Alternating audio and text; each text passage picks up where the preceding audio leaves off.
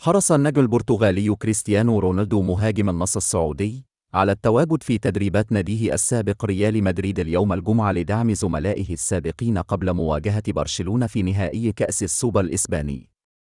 حيث يستعد ريال مدريد لخوض المباراة النهائية في كأس السوبر الإسباني والمقرر لها مساء بعد غد الأحد على ملعب الملك فهد الدولي.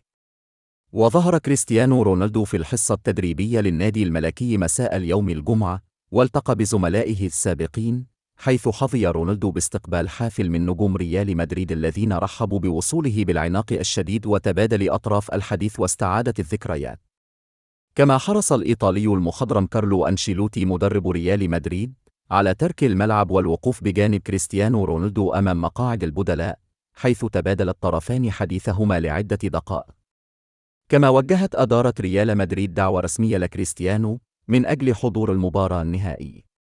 حيث ظهرت السعادة على وجه النجم البرتغالي لحظة دخوله لحضور تدريبات فريقه السابق ريال مدريد، حيث يتدرب ريال مدريد على ملعب نادي النصر السعودي.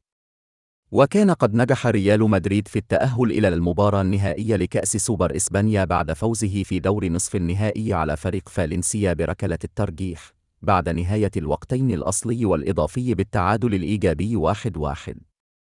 وكان رونالدو قد انضم لصفوف فريق النصر السعودي في صفقة تاريخية للكرة السعودية بعقد حتى عام 2025 بعدما فسخ عقده مع ناديه السابق مانشستر يونايتد.